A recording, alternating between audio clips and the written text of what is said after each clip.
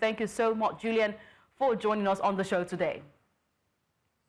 Thank you so much, Onye. It's great to be here. Thank you for having me again. It's great to have you join us on In the Game, because I really want to feel from your view what you felt there at the closing ceremony of the competition, and in the general sense, from the opening ceremony to the closing ceremony of the National Youth Games. So as someone who witnessed the games, let me start off by even saying congratulations. I know you're from Delta State, and I can see at this time that you finished second, not what you wanted, but Lagos State are getting ahead this time around in the medal standing for the very first time. But I'll still say congratulations to Delta State.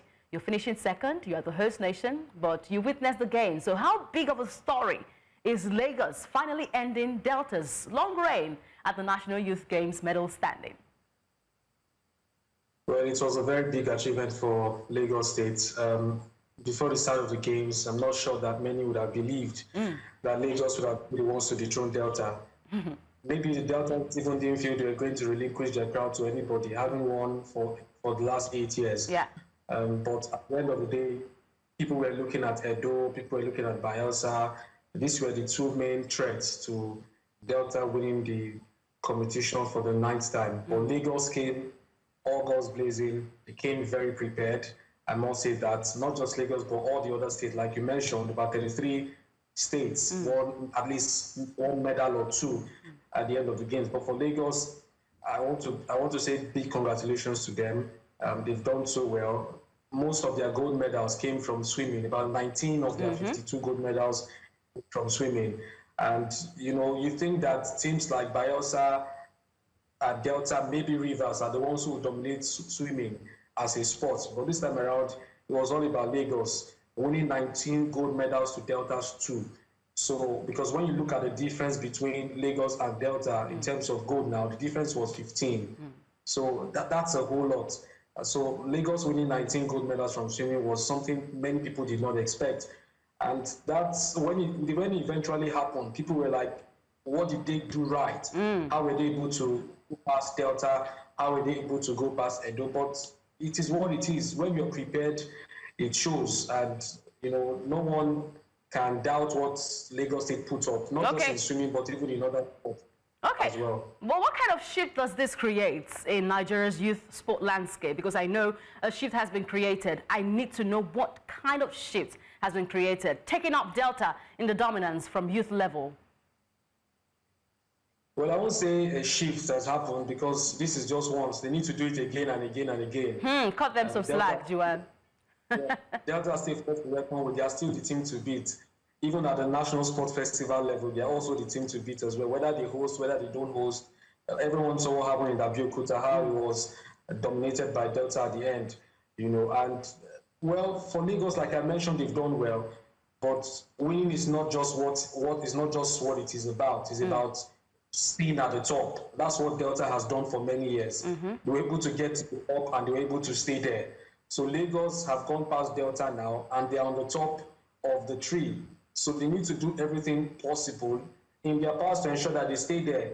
And mind you, Lagos are the champions this year in 2025. In 2026, a lot of states are going to come for that crown. Delta will want to come back what they think is rightfully theirs. Bayelsa will also want to put their house in order. Edo State and other states as well will come fully prepared. What Lagos did came to everyone like a surprise. It was like a shock to the system, so to speak. No one saw it coming. Who knows, in 2026, it might be another state. It might be Delta, it might not be Delta. It might even be another state. That's what it's about. I think Delta winning back to back, you know, and all of that, not like it wasn't bad.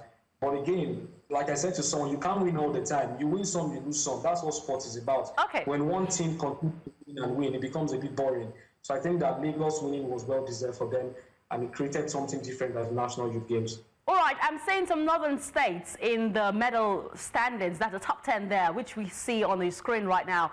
I can see the likes of Kano, Kwara State, like Kano is a northern state, but Kwara State in there, making the top 5. And this is away from the usual tradition for the top 10 finishers of any sport fiesta we have in Nigeria.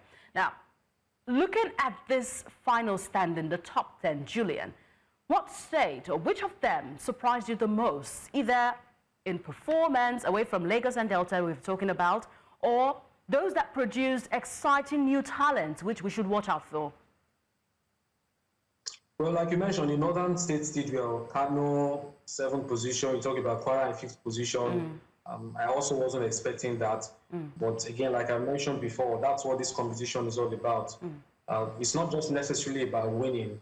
It's also not necessarily about where you finish in the medal standings. It's about how many athletes were produced by these different states. Okay, did any state catch your interest? Which of them, like, a surprise for you in that top 10 finish? Yeah, well, I'll talk about, FCT finishing 8th, and even River State. You know that they have a sole administrator. The governor is still suspended up until now. And ordinarily, maybe you feel that they will not have participated in this competition. But they also did their best, finish with 5 gold, which is not so bad. Maybe when things begin to get more stable there, you begin to see Rivers. Rivers have always been a contender, no doubt about that. But again, like a lot of states noted, and even the governor of Delta State also noted yesterday in his closing remarks about the issue of 8 cheats. Some states are trying to ensure that they win at all costs, thereby defeating the purpose of what this event is all about. Last year it was under 17.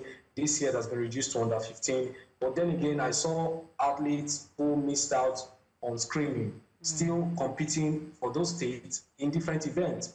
It happened in football, it happened in other events as well. So that's not what this event is all about. It's not just about winning, it's about catching them young, it's about discovering the next generation of athletes in different sports. That's what this event is all about, and states must also understand this. Governors must understand, Commissioner for Sports must understand, the coaches as well must understand, because it is the athletes that the coaches present, that the states, those are the athletes that are going to represent the state. But sometimes, because these coaches want to win, they want to be in the good books of the commissioners, they want to be in the good books of the governor, they end up fielding athletes who are over the age of 15 competing in this event. So apart from that, we said this last year, now it also happened this year. So it's now the responsibility of the NSC and those who are in charge of screening to ensure that this doesn't happen next year. Because if you win, of what good is it for you to win, and then that athlete doesn't meet the criteria required for him or her to compete in that event? So it defeats the whole purpose. Okay. So I think that the NSC really do a whole lot in terms of cheating at the end of this season next year. All right, you've just spoken about something I would like to feel your pause about. I know that you have covered past editions of this National Youth Games, and you would have your own ratings to organization of the event. Let's talk about this year's event. How would you rate the organization of this year's event? And also, we are looking at facilities here, officiating, and the overall atmosphere. What was the difference, or what improved in Asaba? Well, everyone will always have their opinion, and it's normal for you to imagine. Delta has hosted the last 3 events, 2023, 24, 25. So when they signed the MOU in 2022 to host in 2023, 24, 25, and 26, it was expected that the 2024 edition will be better than the 2023 edition. That's what you should expect ordinarily. But again, that's what happened.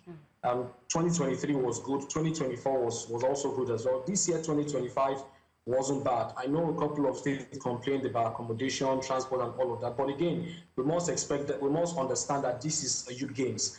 This is not a sport festival. You can't expect the same standard. Like when Delta hosted the sports festival in 2022, you cannot expect the same standard at youth games level in 2025. So there are 2 different competitions. But by and large, there's no perfect competition. I would say that for Team Delta or Delta State hosting this year's edition, I'll give them an 8/10, which goes way above the pass mark and all of that. It can be better. It can be better, but I would say that they did very well. No one knows if they will host next year. Ordinarily, they should host next year as part of the 4-year memorandum of understanding signed with the Delta State government and the now defunct Federal Ministry of Sport. But like the governor said, the governor of Delta, Right Honorable Sheriff Oboriwo, said that Delta is ready to host next year to complete the 4-year cycle. Whether that will happen, it remains to be seen. But again, I think that in 2025, Delta State did very well, and overall, it was a good event. All right, that's from your rating, of course. I know that there will be other diverse opinions about the evaluation of this competition from Delta State hosting. Thank you so much, Julian Ajunwa, for your thoughts. We appreciate them. And we do say big congratulations as hosts of the National Youth Games once again.